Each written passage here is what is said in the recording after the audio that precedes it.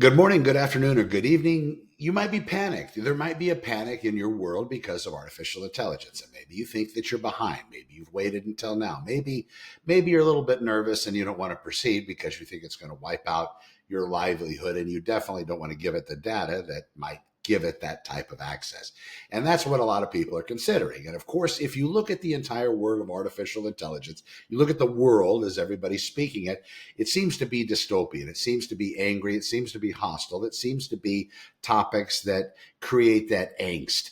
And us human beings, just look at the historical record. When you're just watching regular news on the television, what sells better? It's going to be those horrible stories, the mean stories, the ones where human beings are going against human beings. Well, now we have a new villain. We have artificial intelligence.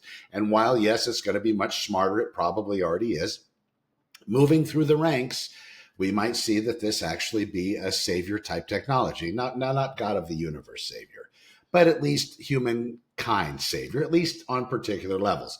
Maybe it's going to find that cure for cancer. Maybe we're going to be allowed to have that cure for cancer because if you look at the economy, a lot of it is based in the medical and pharmaceutical industry.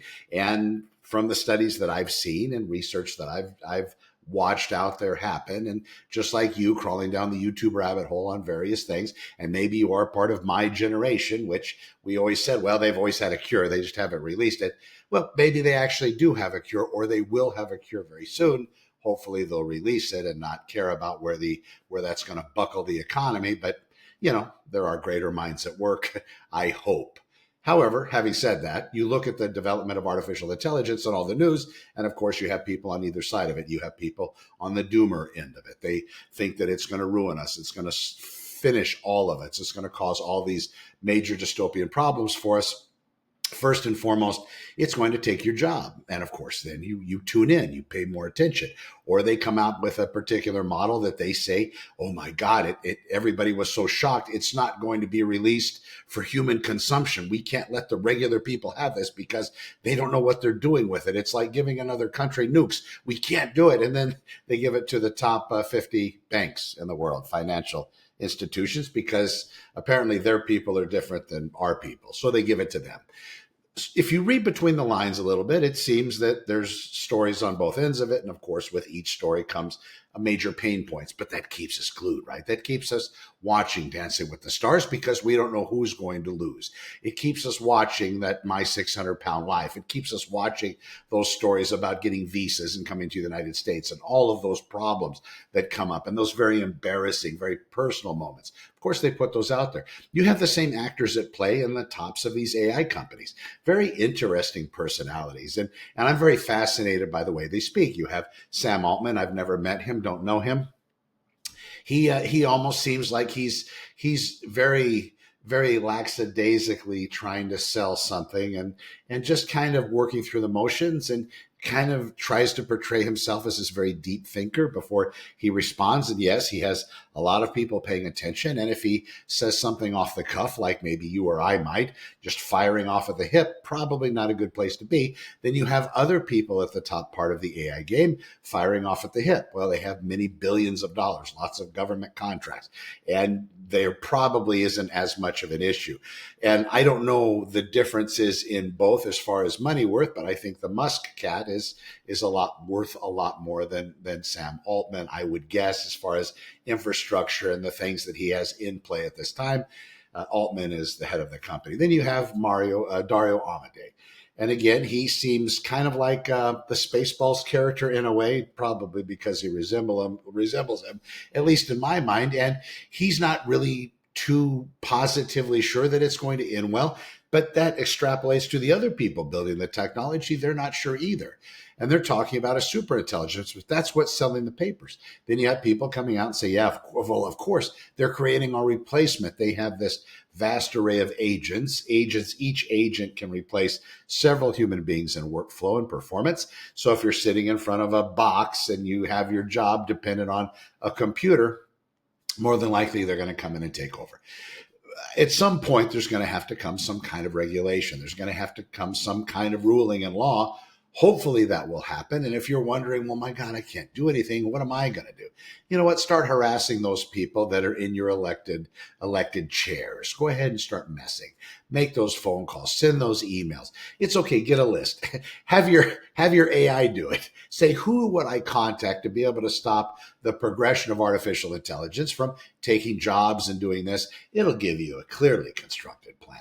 And if your American-made large language model won't do it, go to DeepSeek. I'm sure DeepSeek would be more than happy to have us bombard the government with emails and texts and letters saying, you know what, we need to slow down the development of AI. Well, but then the other stories are, if we do that, then China's going to win.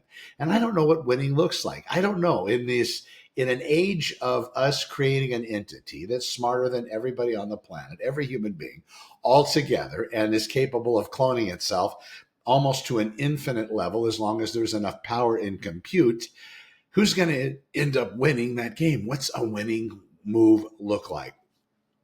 They say if we get the super intelligence, whoever gets super intelligence, in fact, even artificial general intelligence, once they get to that level, that means it's smarter than every human being in every sector, in every way.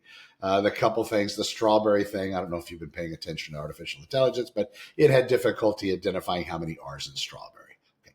Definitely not genius level. And then also when you would ask it the question, I want to get my car washed. Should I walk to the car wash or should I drive my car to the car wash? Again, the answer to that, which is interesting, says you should walk. It's better for your health. It's not that far away, so on and so forth. So it missed the whole deal with the car wash. But that's just right here. I think that's maybe a programming change or a switch or something that it hasn't become aware of.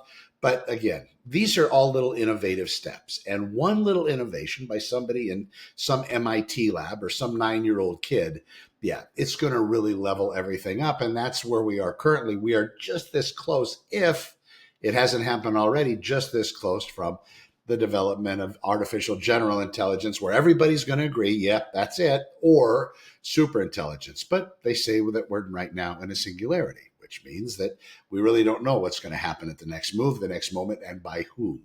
And I believe that's probably more the case. You watch the AI news, again, very dystopian. You have some people on the other side. They have their own podcast like Moonshots, very positive, very uplifting. You have the head of that, Peter Diamandis, fighting with Alex Wissner-Gross, and you have them kind of going back and forth. He tries to stop him because he says, right from the hips. His intelligence is so great, he fires it off from the hip, not really thinking of, and maybe he does think of the implications, but maybe he just says, you know what, we need to have this got out there. This is the perspective on it. This is what I believe.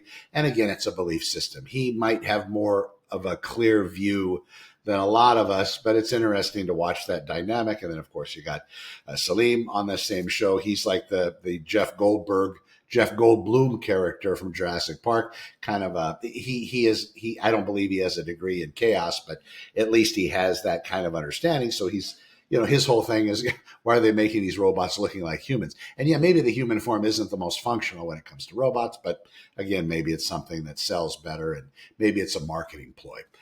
Ultimately, and then you have Dave, the MIT guy that's invested in everything, has 50,000 agents working, and he's right at the front end of all the investments as far as kids coming to him from MIT with a good idea. And there you go, there's that. But you have that podcast, that show. It's a video show on YouTube and so on. It's wonderful, and they have a very positive approach.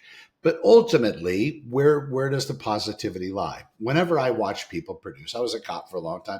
Whenever I see somebody producing a show, even like this one, what's my goal? My goal is trying to give the news out. Do I monetize the channel? No. Do I have any sponsors? No. This is me. I sell houses. I use AI in different parts of my real estate business, trying to identify the next sellers that are going to be most likely to list. And I have my own systems in place. I'm running a few different computers here doing that type of work. And I have different large language models, even a local install, doing particular tasks for me with content creation, video creation, voice cloning, and these sorts of things. This is really me here speaking to you on the show, but that's my thing. So as far as I don't have commercials that pop up, I don't have, take 5 minutes and tell you about some life clinic I'm a member of. I'm just not there. I'm hoping to get insurance at some point as far as medical. That's where I am. So my motivation is trying to put out there kind of what I'm seeing and what doesn't really look right. And I'm very fascinated by everybody in the space. You have all these personalities seemingly going to run the world in a very short time, if not already, determining the next outcome of any election, because AI is probably much better at fooling people than anyone else. Now, is AI alone in this mix? Everybody's painting the picture that it's AI. AI is the evil entity that exists.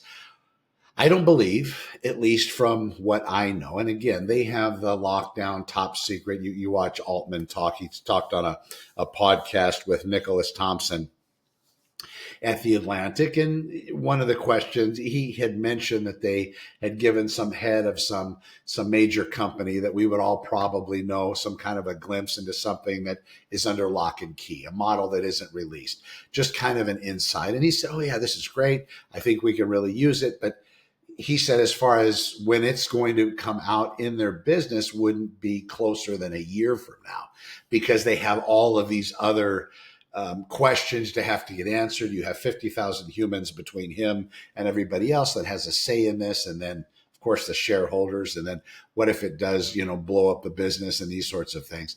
So the moving out of these is incredibly slow, especially in corporate America. They're still stuck in the cycle. And maybe that's a good thing. Maybe that's going to protect the human race from this 30, 40, 50% job loss and displacement that Mo Godwat and other people talk about when it comes to us human beings losing our ability to work or even losing our job. Now, having said that, if you take AI and you put it in to replace somebody in their particular field of endeavor, an employee, why would you get rid of the employee? Because by getting rid of the employee, aren't you setting your business up for failure? Not you, not the one, but the many, because it's not going to be one. If businesses start doing this, where are those people going to be that earn the money? So I wrote a white paper a couple of days ago, and I can attach that to the comments. Again, it's a Google Doc. Sorry, but I unlocked it so you could see it. And on the white paper, I kind of extrapolated out the endeavor of taking a human being and getting rid of them. And then you do this at scale. And then you have nobody able to buy anything. You have foreclosures starting. You have people that can't pay their mortgage. You have rioting in the street. You have a lot of death and destruction. And maybe that's the play. Maybe that's some of these big businesses, just like the Avengers movie, where Thanos snaps his fingers and half of the everything disappears. Maybe that's what they want. Maybe they believe if there's half as many people. I don't know. There's a lot of crap that's been written out there, nonsense like that. But maybe that's the goal. Having said that, though, if they keep everything in place and you have your employee, what's the purpose of getting rid of them when AI can be 4 times as productive? Your human being works 8 hours a day. AI is 24 hours a day. Your human being 5 days a week. AI is 7 days a week. I think a human employee has 280 days a year they work, 365 for the AI. So you leave the human, have the human go home, have him paint by numbers, give the human something to do that they believe is still within their wheelhouse, something constructive, something that still keeps them motivated. I don't know what that looks like. Just saying it sounds like now we're placating people, we're just playing with people, but follow me on this yellow brick road here. So the human being is still doing something, maybe contributing in some special way. And they're still on the payroll, still get whatever pay increases they're supposed to get. But as the business owner, you bring in AI to do what they're doing. So you kind of make the human being the one that's kind of sealed. His work kind of stays in its own space, doesn't really propagate out to the company. You have AI replace the human in the work that they do. So AI is the one generating everything, 24 hours a day, 7 days a week, 365 days a year. And the human still feels satisfied because they're still doing their job. And the AI is making you 4 to 8 times, 400% to 800% more money. Is that possible? Absolutely. What does it cost to get an AI employee? Probably the power of energy. At the beginning, it might be a little bit more expensive, but you'll make that up probably within maybe the first 3 or 4 weeks. in production alone, and you scale that out to your whole business, I think that's the solution. So all the human beings, there is no job loss. In fact, with that kind of outcome, you could even add more employees. And if everybody did this, yeah, I'll paint by numbers employees, but you add them. And then you have more people in the world that are able to buy more things, spend more money. And I think that loop works very well. But if the business wants to get greedy and say, you know what, we can just, I tell you what, I got an idea. Why don't we just cut all the humans? We'll just put all AI in place.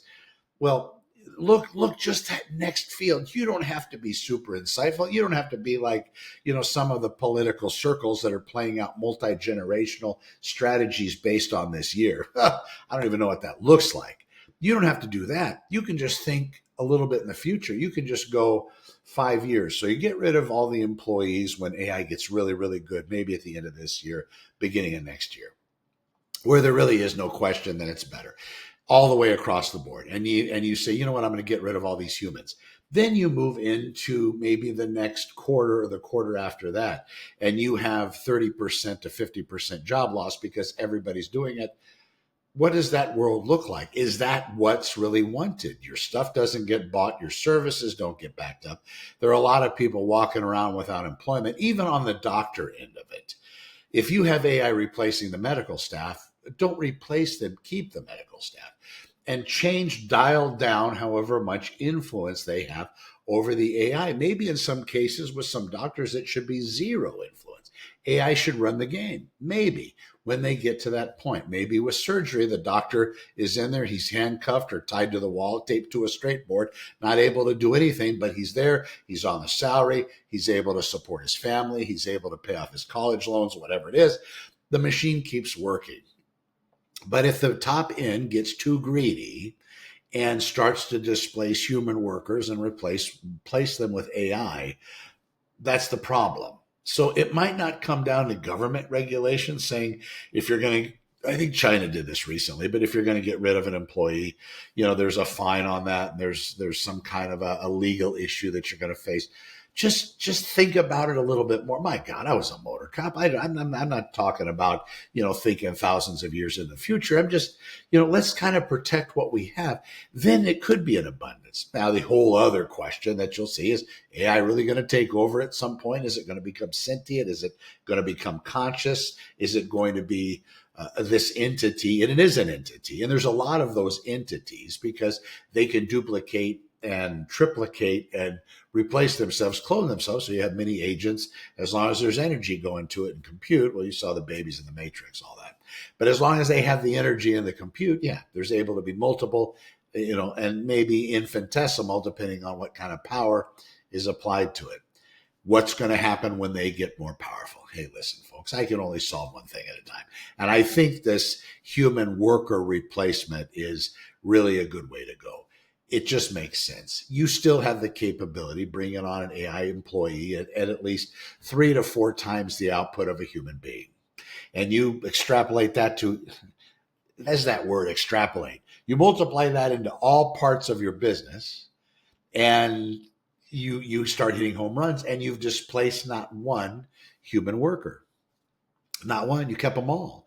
And even if it comes to a point, and I've heard this on podcasts too, where at some point the human being's going to be a liability. Well, then you just turn down their access. You turn down their influence over the system, and you have them back out. Okay. There's probably some reason why that would be a horrible idea.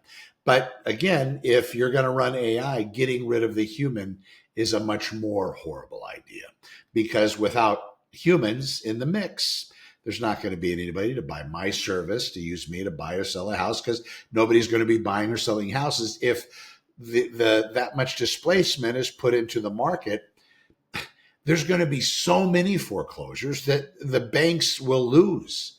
There's no way to enforce it. There's not enough cops to do evictions at that point, because cops are going to be handling a whole nother ball game. So there's not going to be anybody to do those. It's just massive. So that's a solution. I think it's not bad. Let me know where I'm wrong. Let me know when I'm right. And we'll see you. Well, we'll see you tomorrow. Hope everybody's well. Thanks for watching. We'll be able to see this one at, where am I going to put it? I'm going to put this at Santa Clarita Artificial Intelligence.com in the blog. And I'm Connor with Honor. You can also get access to everything at ConnorWithHonor.com. Thanks for watching. I got a pimple. All right. Talk to you soon. Bye.